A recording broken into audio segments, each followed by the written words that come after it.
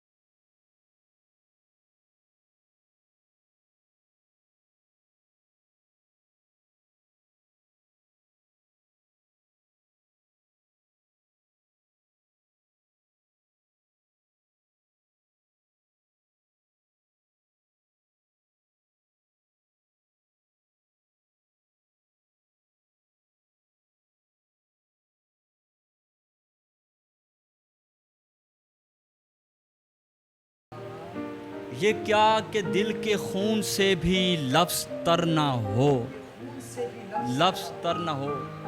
तू आए बाग में तो तेरे एहतराम में, तू आए बाग में तो तेरे एहतराम में वाजिब है कोई फूल किसी शाख पर ना हो। तू आए बाग में तो तेरे एहतराम में वाजिब है कोई फूल किसी शाख पर ना हो, किसी शाख पर न हो। ये क्या कि बेसमर ही रहे दर्द का शजर, ये क्या कि बेसमर ही रहे दर्द का शजर। ये क्या कि खून थूकिए लेकिन असर ना हो, ये क्या कि खून थूकिए लेकिन असर ना हो। ये क्या कि सांस सांस अज़ियत बनी रहे, ये क्या कि सांस सांस अज़ियत बनी रहे। ये क्या कि एक उम्र हो वो भी बसर ना हो, ये क्या कि सांस सांस अज़ियत बनी रहे। ये क्या कि एक उम्र हो वो भी बसर ना हो। एक हिज्र جس میں مہکا رہے لمس کا کمل، ایک ہجر جس میں مہکا رہے لمس کا کمل، ایک وصل جس میں قرب کا کوئی گزر نہ ہو، ایک ہجر جس میں مہکا رہے لمس کا کمل، ایک وصل جس میں قرب کا کوئی گزر نہ ہو، قرب کا کوئی گزر نہ ہو، ایک زہر مستقل جو رگوں میں رواں رہے، ایک زہر مستقل جو رگوں میں رواں رہے، ایک شخص جس کے چھوڑ کے جانے کا ڈر نہ ہو، ایک شخص جس کے چھوڑ کے جانے کا ڈر، کہ چھوڑ کے جانے کا ڈر۔ سر کیا عمدہ ہے، سبحان اللہ سبحان اللہ۔ سر ہر گزرتے دن کے ساتھ ارتقا آ رہا ہے، چیزیں تبدیل ہو رہی ہیں، کلاسکس سے لوگ نکلنا چاہ رہے ہیں اور جدت کی طرف آ رہے ہیں۔ کلاسکس کے ساتھ جو لفظ کا رابطہ ہے، آپ کیا سمجھتے ہیں جو جدید کاری ہے کیا وہ اس کو سمجھ پاتا ہے، کیونکہ کتابوں سے لوگوں کا بالکل رجحان ختم ہو چکا ہے؟ اچھا دیکھیے، پہلی بات تو یہ کہ دیر از نو فرکشن بٹوین جدت اینڈ کلاسکس، ٹھیک ہے؟ یعنی کہ اگر آپ نیوئزم کے سے متعلق بات کریں گے، ماڈرنزم کے متعلق بات کریں گے، یا آپ کلاسکس کی بات کریں گے، تو ان میں کوئی تفاوت نہیں ہے، نہ تو ان میں کوئی فرکشن ہے، نہ ان کے درمیان کوئی تضاد ہے، نہ ہی کوئی جنگ ہے، نہ ہی کوئی اختلاف ہے۔ دیکھیے، کوئی بھی شاعر جس کو آپ جدید شاعر کہتے ہیں، جدید لب و لہجے کا شاعر کہتے ہیں، اظہار میں جدت ہے، لفظیات میں جدت ہے، اس کے مضامین میں جدت ہے، ذرا یہ ارتقاء ہے، یہ ایولیوشن ہے، چیزیں وقت کے ساتھ ساتھ بدلتی ہیں، لہجہ بدلتا ہے، لفظیات بدلتی ہیں، آپ کے گراؤنڈز بدلتے ہیں، آپ کی لیننگ بدلتی ہے، لیکن آپ کے جو فٹ پرنٹس ہیں وہ کلاسکس میں رہیں گے، آپ کے پاؤں کلاسکس پہ رہیں گے، آپ کی جڑت کلاسک کے ساتھ رہے گی۔ ایسا ہو نہیں سکتا کہ کوئی اچھا شاعر ہو، جدید لب و لہجے کا شاعر، اور اس نے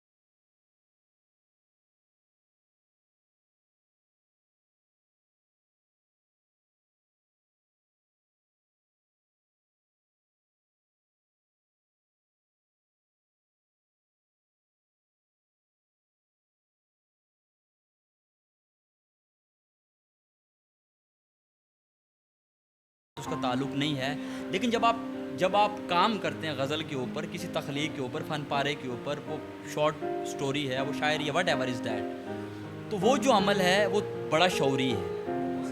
آمد شعوری نہیں ہے، لیکن جب آپ اس کی نیٹنگ کرتے ہیں، ایگزیکیوشن اس کی، وہ جب آپ کو اس کو بنتے ہیں، تو میرے خیال میں وہ شعوری عمل ہے۔ ایک اور خوبصورت غزل اس موقع پہ آپ سے۔ ایک بڑی مشہور غزل ہے، میں اس کے میری پہچان بھی ہے، میں اس کو کچھ شعر سناتا ہوں آپ کو۔ کافر ہوں، سر پھرا ہوں، مجھے مار دیجیے، کافر ہوں، سر پھرا ہوں، مجھے مار دیجیے، میں سوچنے لگا ہوں، مجھے مار دیجیے، میں سوچنے لگا ہوں، مجھے مار دیجیے، احساس ہے مجھے کہ بڑا جرم ہے یہ کام، احساس ہے مجھے کہ بڑا جرم ہے یہ کام، میں خواب دیکھتا ہوں، مجھے مار دیجیے، میں خواب دیکھتا ہوں، मुझे मार दीजिए, मैं ठीक सोचता हूँ कोई हद मेरे लिए, मैं ठीक सोचता हूँ कोई हद मेरे लिए, मैं साफ देखता हूँ, मुझे मार दीजिए। मैं ठीक सोचता हूँ कोई हद मेरे लिए, मैं साफ देखता हूँ, मुझे मार दीजिए, मुझे मार दीजिए। बेदीन हूँ मगर हैं ज़माने में जितने दीन, मगर हैं ज़माने में जितने दीन, मैं सबको मानता हूँ, मुझे मार दीजिए। बेदीन हूँ मगर हैं ज़माने में जितने दीन, मैं सबको मानता हूँ, मुझे मार दीजिए। मैं पूछने लगा हूँ सबब अपने कत्ल का, मैं पूछने लगा हूँ सबब अपने कत्ल का, मैं हद से बढ़ गया हूँ, मुझे मार दीजिए। मैं पूछने लगा हूँ सबब अपने कत्ल का, मैं हद से बढ़ गया हूँ, मुझे मार दीजिए। और जुगनू से मेरा काम है, जुगनू से मेरा रब्त है, तितली से